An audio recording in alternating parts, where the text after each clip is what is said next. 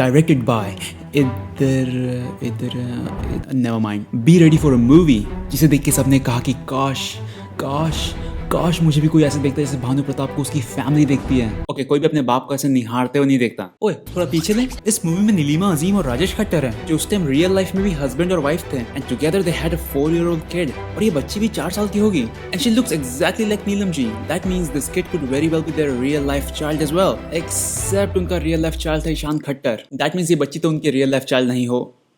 Is this Ishan Khattar with wig? What the? Be ready for a movie जिसकी lead actor की उम्र है 56 and the lead actress is 27।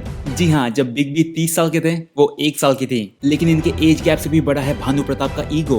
He is the head or as some says dick head of the family। He's always rude, serious, angry and full of self pride। So basically every dad from Generation X।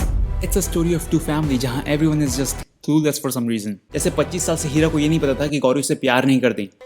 हीरा से प्यार नहीं है गौरी? प्यार तो इंसान जानवरों से भी करता है, तो क्या वो उनसे शादी कर ले? राधा को ये नहीं पता चला कि हीरा भानु प्रताप का बेटा है। भानु प्रताप के बेटे हो?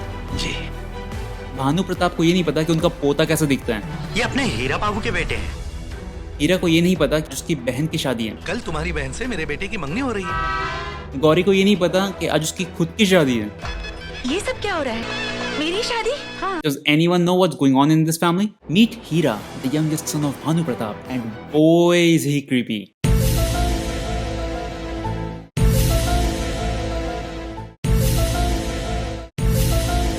हीरा की इन्हीं हरकतों को देखते हुए उसकी माँ कहती है, इसकी शादी करवा दीजिए। शादी की उम्र जो हो गई है, राइट? और ये सुनते ही this creepy ass Hira is like, अब शादी से शर्माने की नहीं, शर्म आने की उम्र है तेरी। And aunty, he doesn't even have a job। शादी के बाद वाइफ को क्या खिलाएगा? ये मीठी भात है बाबूजी। हाँ, मीठी भात। मीठी भात। और इसी के साथ हीरा की शादी फिक्स्ड होती है विद हिज बचपन का प्यार गौरी, जिन्होंने बचपन में एक साथ अपना पिछवाड़ा छिलवाया और 20 साल बाद गौरी को जवानी चढ़ी और हीरा को बुढ़ापा। But soon Hira finds out that Gauri doesn't want to marry him क्योंकि शादी हो गई तो। क्या कहूँगी मैं अपने पढ़े लिखे दोस्तों से? She's like those educated parents when their kids don't make it to IIT or IIM। क्या कहूँगी मैं अपने पढ़े लिखे दोस्तों से? और फिर हीरा की लाइफ में आती है Radha. Oh, and I don't know why she is moaning throughout the movie।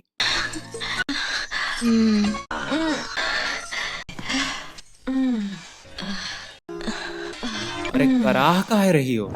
Radha को पता चलता है कि हीरा इज सैड क्योंकि गौरी ने लिटरली पीयर प्रेशर में उसका प्रपोजल रिजेक्ट कर दिया था। क्या कहूँगी मैं अपने पढ़े लिखे दोस्तों से? और ये सब सुन के राधा की आंखों में प्यार है और हीरा की आंखों में रिंकल्स। से शादी करेंगे? कल सुबह मैं इसी जगह आपका इंतजार करूंगी। And now Hira is like, do I really need that booty? अबे तेरे जगह मैं होता ना तो उस रात वहीं पत्थर पे सो जाता। And the next day Radha को लगता है कि हीरा नहीं आएगा और तब उसे पानी दिखता है। And now just like a basic nibby, she has to do some self harm to prove her true love। और फिर राधा इतने सारे पानी में कूद कर अपना पैर गीला करने ही वाली होती है कि हीरा अपने बजट के हिसाब से शगुन भेज देता है, वो भी अरबी पत्तों में बहाते हुए। Why are you so creepy, Hira? वैसे तुम अरबी के पत्ते खाते हो क्या? I know, out of context, but I felt like I have to ask this question. Anyways, Radha की माँ और भानु प्रताप नहीं चाहते कि इनकी शादी हो। शारदा भी। जी बाप जी।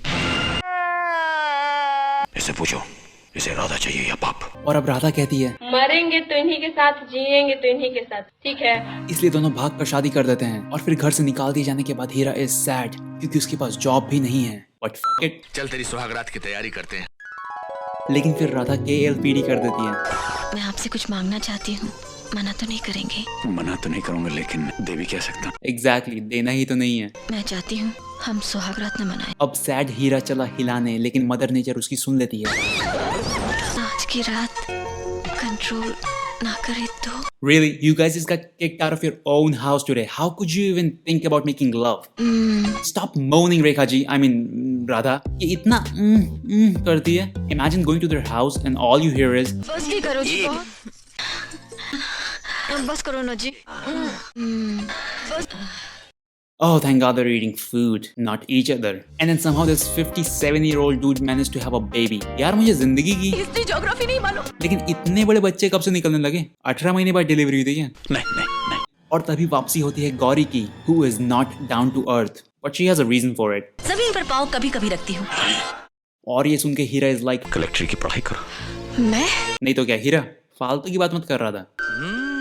And after one song, Hira is rich. He bought a house. अबे राधा के बाप का घर खरीद लिया क्या?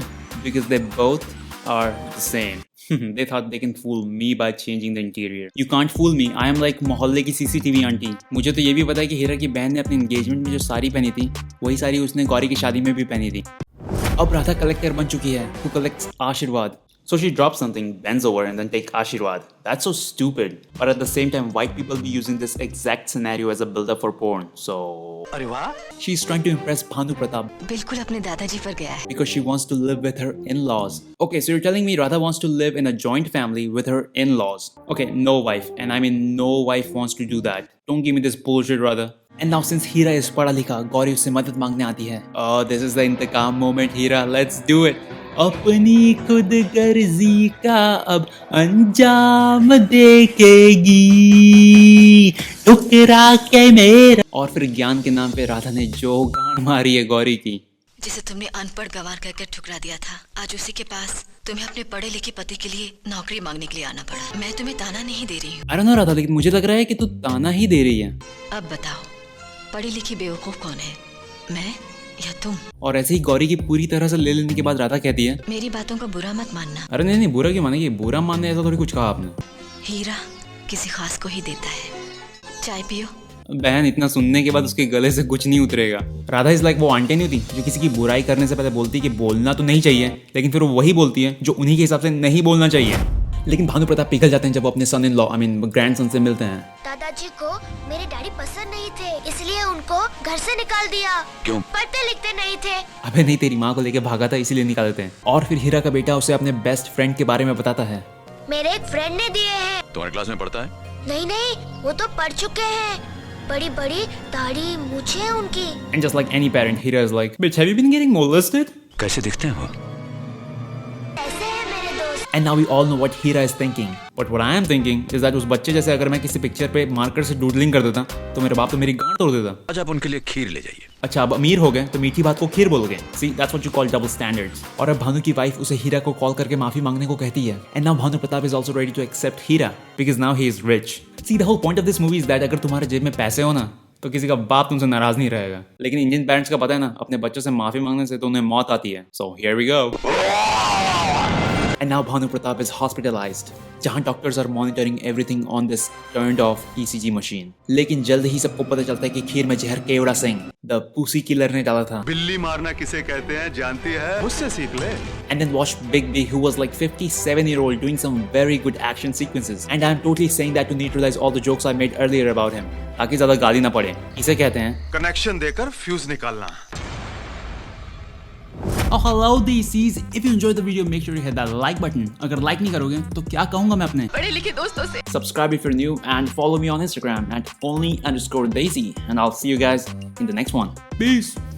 दिल मेरे तू दीवाना है, पागल है मैंने माना है, पल पल आहें भरता है, कहने से क्यों डरता है.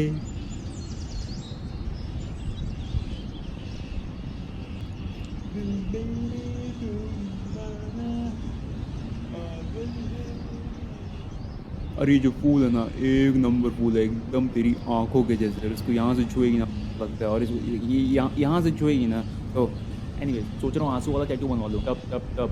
सागर में भी प्यास है, माना के है अंधेरा घना, किसने किया तुझको मना, तारों की सम्मा जला.